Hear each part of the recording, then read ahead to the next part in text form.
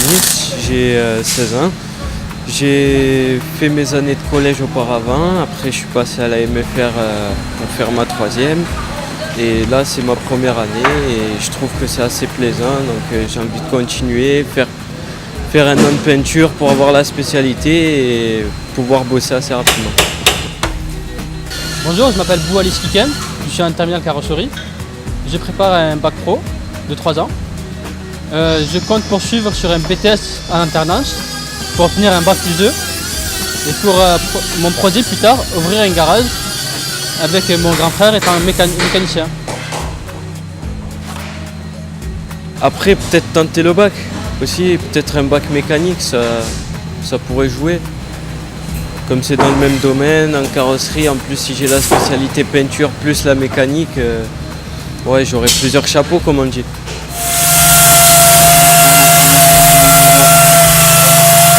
La carrosserie consiste à réparer ou à redresser des éléments, réparer une voiture. Une voiture peut être totalement détruite et on est capable de la remettre prêt à rouler.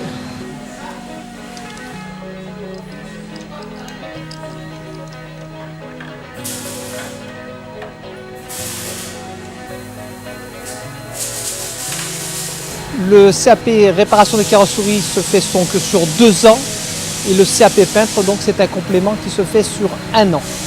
Donc les élèves gardent le bénéfice de leurs notes pour le CAP peintre, donc ils ne font que de la pratique. Ils ont donc 18 heures d'atelier et ils vont donc 8 semaines en entreprise, 2 fois 4 semaines. Après donc aller en baccalauréat réparation des carrosseries sur 2 ou 3 années et ça débouche sur donc un BTS conception des carrosseries qui se fait à côté de Lyon à Rieux-la-Pape pour l'instant.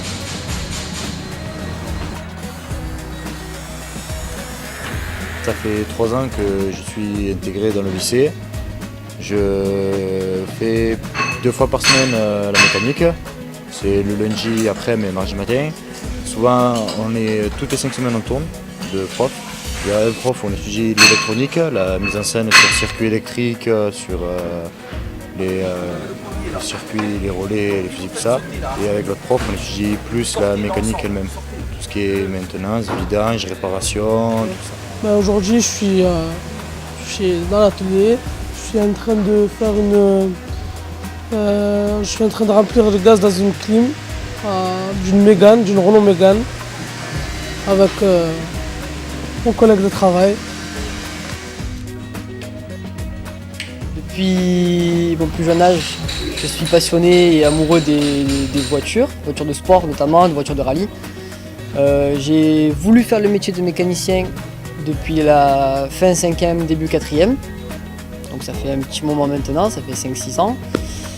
Ce qui me passionne le plus dans ces engins, c'est les performances, la beauté que ça peut avoir, le côté pratique aussi d'un véhicule pour se déplacer, donc ça me passionne aussi. Mon parcours ça a été pas si simple parce qu'en fait je ne viens pas d'ici. Je suis d'un pays français mais à 8000 km quoi, en Guyane française, et là-bas j'ai fait j'ai fait 2 ans de CAP.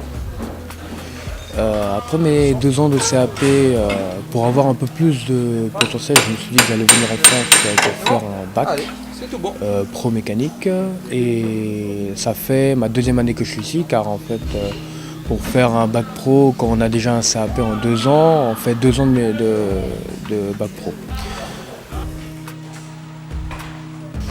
À l'issue de mon bac, j'aimerais intégrer l'UT d'Orléans pour faire une licence en génie mécanique là-bas. À l'issue, pouvoir intégrer les grandes usines de montage où ils font directement la conception là-bas. Donc au final, ce sera un niveau bac plus 3, je crois, si je ne me trompe pas, qui me permettra d'être concepteur automobile.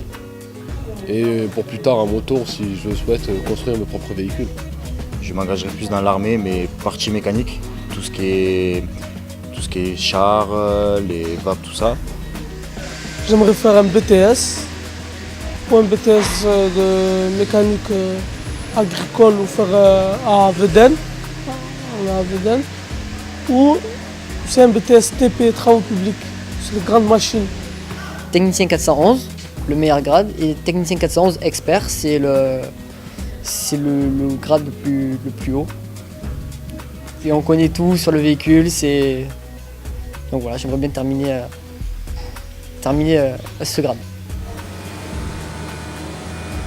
Avant de faire cette formation-là, en bac pro froid et climatisation, j'étais au lycée Les Alpilles à Miramas, en bac pro aussi, en mécanique moto, où c'était un peu compliqué pour trouver des stages ici à Arles, parce qu'il n'y a vraiment pas grand-chose. Du coup, j'ai dû quitter cette formation et en passant par une conseillère d'orientation, j'ai réussi à trouver une place ici. Des valeurs de consigne de l'air à l'entrée, des valeurs de consigne à la sortie, et qui va vous permettre de... Donc, dans cette filière, on accueille des élèves en provenance de collège. Donc, on les accueille sur une filière courte de CAP, donc installateur en froid et en conditionnement de l'air.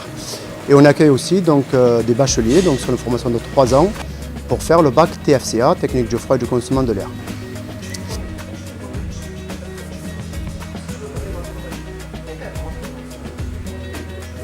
Avant d'être en terminale bac pro, j'ai fait 2 ans de CAP. Après, je suis allé directement en première bac pro. J'ai eu mon BEP, j'ai fait des stages. J'ai fait de la soudure, j'ai fait de la mise en service.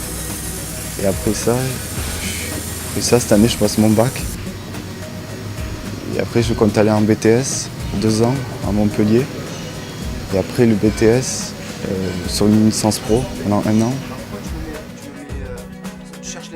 Ils font aussi du dimensionnement, donc on les apprend à faire du dimensionnement d'installation, dans le but d'être des futurs techniciens en bureau d'études. Et ça, c'est d'autant plus avantageux pour eux parce qu'il y a beaucoup d'élèves, pour ne pas dire plus de 50% chaque année, qui désirent continuer sur des études post-bac, sur des BTS, dit FED, fluide, énergie et domotique. 17 degrés, 54%. Bon, après l'obtention de mon bac, j'aimerais bien poursuivre en BTS pour avoir des responsabilités et non être sur le chantier au plus bas de l'échelle, si vous voyez ce que je veux dire. Et pour plus être dans le dimensionnement, dans les responsabilités, etc. Moi personnellement, ce qui m'intéresse, c'est l'électricité et la domotique. C'est pour ça que je suis venu en bac pro électrotechnique et aussi pour décrocher mon bac et poursuivre sur un BTS. Moi aussi, pareil, je vais faire principalement un BTS sur la maintenance système.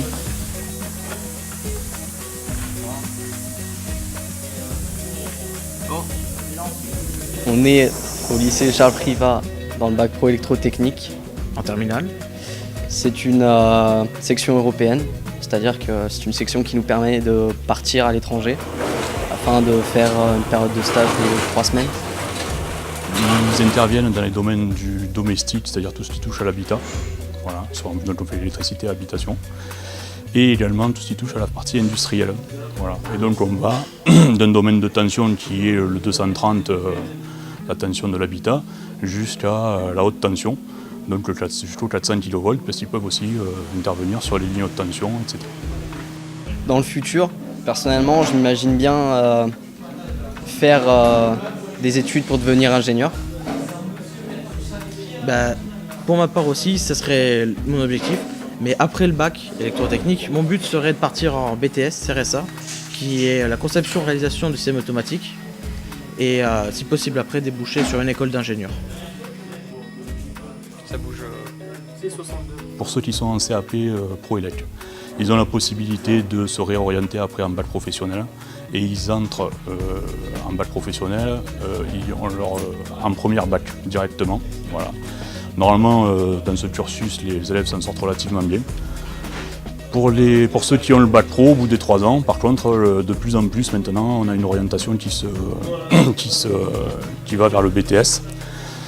Donc il y a plusieurs, après la formation électrotechnique, il y a plusieurs BTS qui sont accessibles, on va dire. Donc les plus traditionnels sont les BTS maintenance, électrotechnique, domotique aussi de plus en plus, parce que là c'est un domaine aussi qui est en pleine expansion. Voilà. Après, certains élèves vont vers la voie, passent un BTS aussi en voie professionnelle, en apprentissage, pardon, c'est-à-dire qu'ils se dirigent vers l'apprentissage, voilà, pour passer le BTS en apprentissage, dans les mêmes filières, exactement. Ils ont la possibilité d'intégrer les BTS aéronautiques.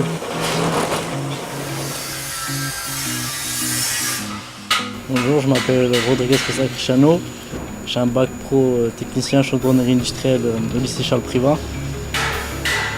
Après ces études, après avoir mon bac, peut-être que je veux continuer les études en BTS. Et la chaudronnerie, ça me plaît beaucoup et je verrai si je ferai mon métier.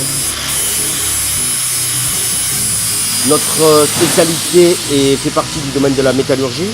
On demande aux élèves de bonnes compétences au niveau lecture de plan, aussi bien utiliser un ordinateur, utiliser les machines. Ils découvrent notre métier à travers des supports ou des projets que nous faisons pour des clients extérieurs. Gilbert Attache, je suis le coéquipier de M. Ardouin Christian dans cet atelier de chaudronnerie. Nous intervenons ensemble depuis une dizaine d'années.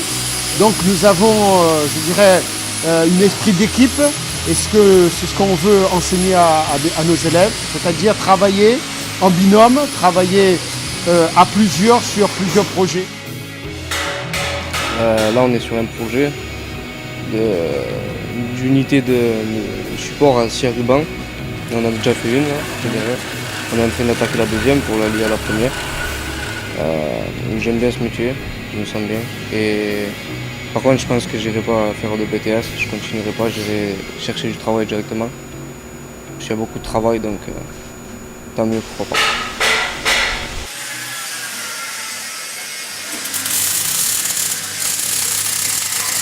On travaille avec des projets pour les élèves, donc on va vous présenter avec mon collègue un projet sur lequel nous avons été sollicités par la mairie de Four, comme petit village qui est à côté, pour réaliser un écriteau, une enseigne au-dessus d'une entrée d'une école.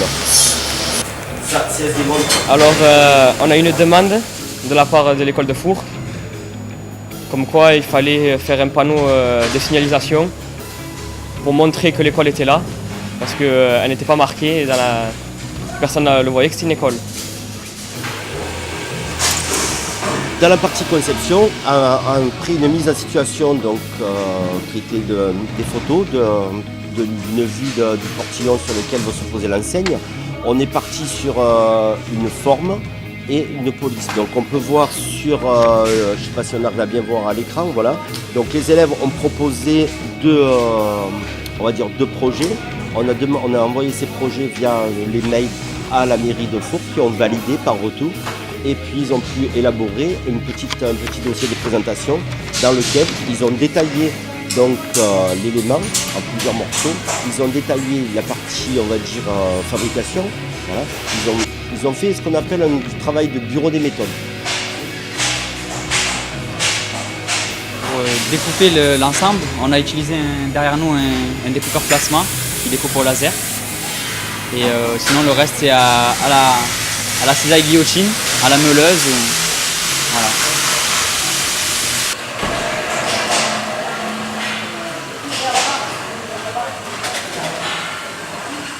Alors pourquoi faire un suivi d'élèves?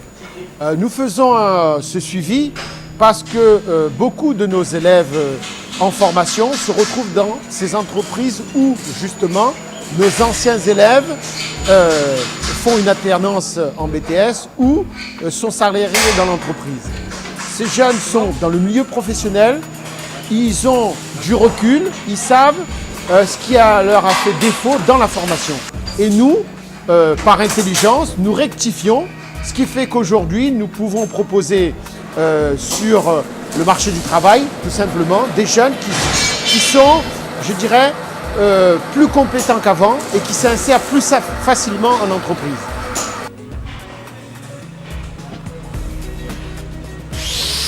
Donc, je m'appelle Monsieur Lambert, je suis enseignant de ferronnerie d'art au lycée Charles Privat de Arles. La formation se fait donc sur 2 ans avec 6 semaines de stage par an en entreprise. Et puis le reste de la formation avec pas mal d'ateliers. C'est quand même Ça représente quand même un peu plus de la moitié du temps.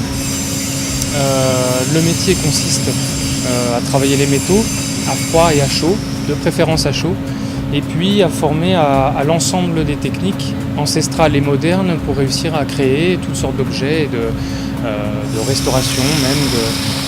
Voilà, on peut travailler avec le patrimoine, on peut travailler aussi en création pure, en serrurerie-métallerie, créer des escaliers, des passerelles, des toits terrasses, tout ce qui peut se construire, se travailler en métal. Ça peut être du fer, de l'acier, ça peut être de l'aluminium, du cuivre, du laiton, du bronze, toutes sortes d'alliages, légers ou lourds, des aciers plus ou moins durs. Et le but à terme étant de réussir à les travailler de la meilleure façon qui soit. Voilà. C'est une formation qui est passionnante, c'est une formation qui est longue, difficile, qui mérite beaucoup de patience, d'abnégation aussi. Il faut apprendre à dessiner, il faut apprendre à concevoir, à faire fonctionner son cerveau de façon logique, en dimension. On apprend à travailler dans toutes les dimensions, en 3D. Donc voilà, on essaie de s'ouvrir à un monde un petit peu vaste qui est la grande famille du travail des métaux.